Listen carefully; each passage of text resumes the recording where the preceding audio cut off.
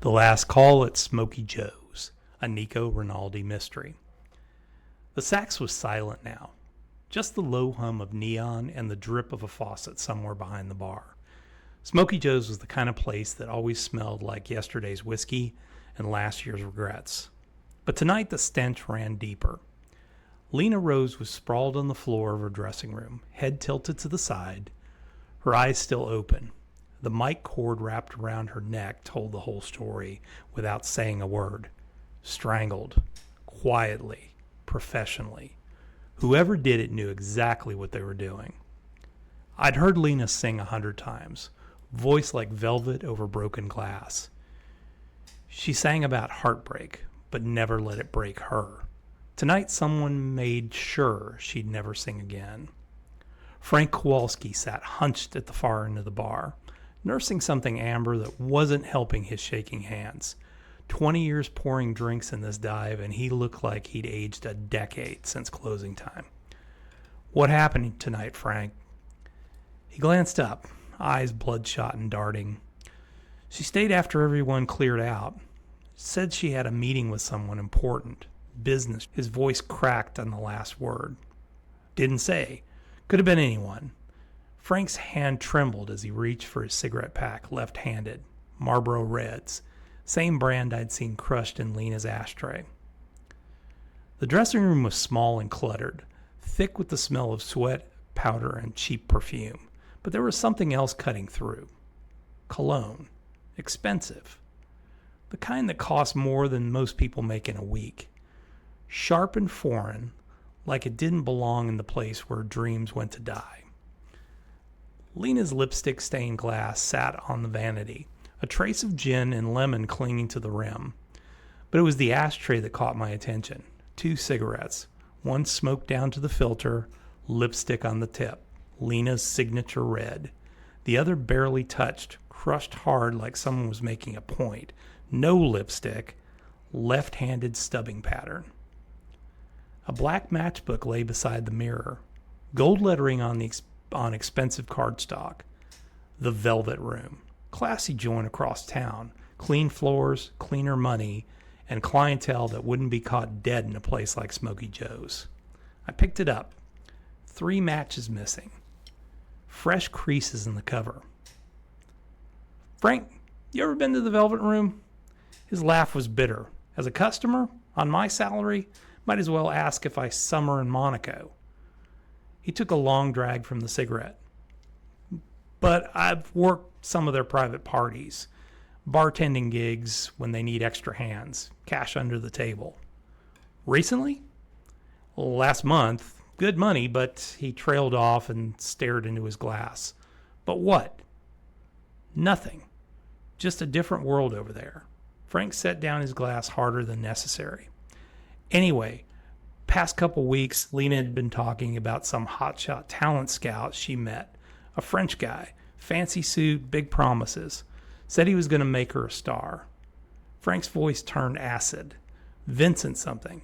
Met him at one of those shows." "Vincent Moreau." I knew the name. Smooth talker who cruised the jazz circuit looking for fresh talent and fresher faces. Had a reputation for promising everything and delivering nothing but heartbreak. But Frank wasn't done. Tommy Russo was here earlier too. Came in around 9, all dressed up. New suit, new cologne, smelled like he robbed Macy's cologne counter. Been flashing cash lately, that one. Tommy, Lena's ex. Hot-tempered and possessive, with fists that had learned their way in back alleys. I'd seen him work over a guy for looking at Lena wrong. But Tommy was also broke. Usually. Where would he come up with money for expensive cologne and new threads? Him and Lena talk? Oh, they talked all right. Screaming match in the alley. She told him to stay away, that she was done with his jealous bullshit. He said she'd regret it. Frank's voice dropped. Said she'd be sorry for treating him like trash while she ran around with fancy men. 3 suspects, 3 motives, and me standing in a room that smelled like death and expensive cologne, trying to figure out which lie would lead me to the truth.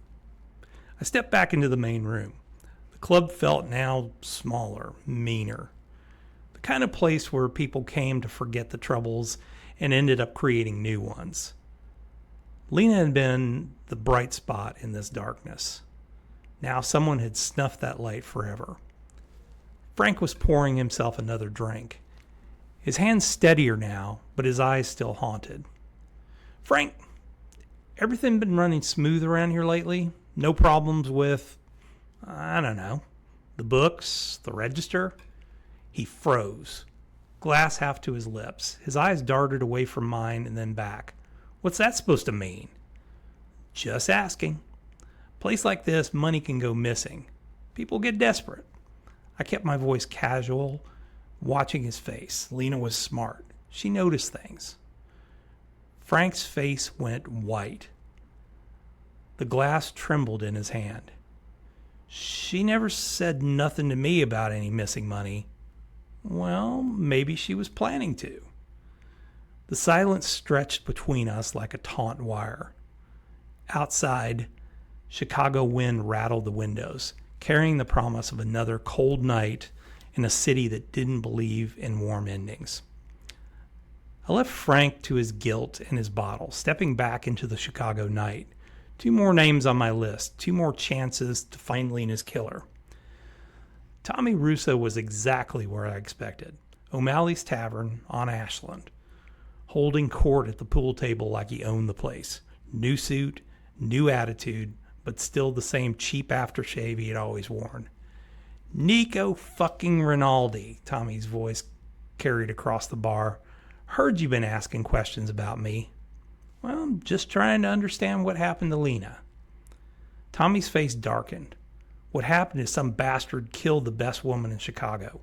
He lined up his shot, his hands steady. You think I'd hurt her? You threatened her. Frank heard you. I was drunk. I was angry. But hurt Lena? Tommy's cue stick cracked against the 8-ball, sending it spinning into the corner pocket. I love that woman. Still do. Then where'd you get the money, Tommy? The new clothes, the cologne that costs more than your usual weekly take? Tommy's jaw tightened. He reached into his jacket and pulled out a business card. Expensive stock, embossed lettering. Romano Construction. I've been doing some work for them. Good work. What kind of work? The kind that pays well and doesn't ask questions. Tommy pocketed the card. I was home Tuesday night, all right. Asked my neighbor, Mrs. Benedetti. She complained about my TV being too loud. But his left hand trembled slightly as he chalked his cue. And when he signed the bar tab, I noticed he switched the pen to his dominant hand, left-handed. Just like whoever crushed that cigarette in Lena's dressing room. Vincent Moreau was easier to find, but harder to pin down. The Velvet Room's Meredith pointed him out in the corner table, smooth as silk in a $1,000 suit. Charming a redhead who looked younger enough to be his daughter. Mr. Moreau, Nico Rinaldi, Chicago PD. I'd like to ask you about Lena Rose. Vince's smile never wavered. Ah, the tragic chartreuse from Smokey Joe's. Such a loss to the artistic community. His accent was thick as honey, twice as slick. Please, sit. Join us for champagne.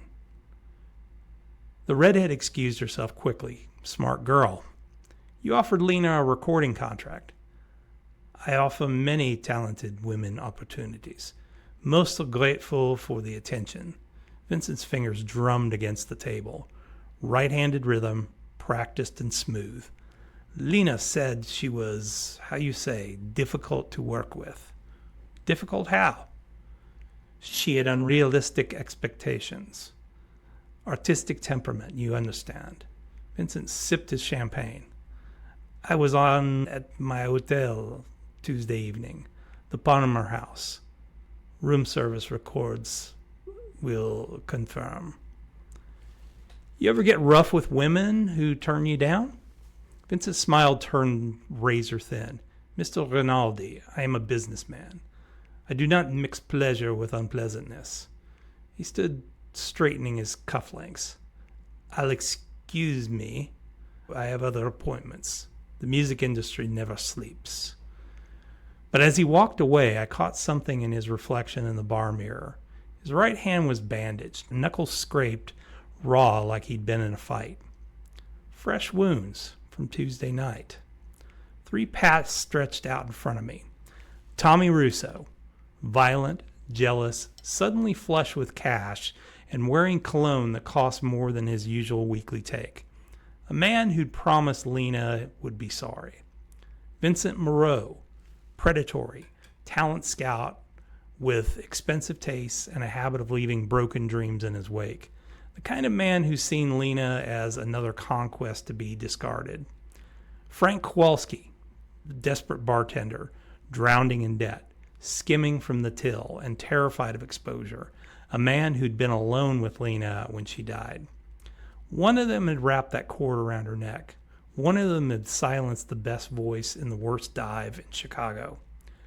One of them was walking around free while Lena Rose lay cold on the morgue table. The city hummed its electric lullaby outside, full of secrets and shadows. In places like Smokey Joe's, justice was another 4-letter word: hope.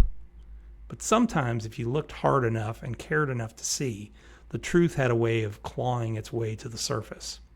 I lit a cigarette and stepped into the Chicago night. Somewhere out there, a killer thought he'd gotten away with murder. He was wrong. The evidence. 3 things didn't add up. 1, a cigarette crushed left-handed in Lena's ashtray.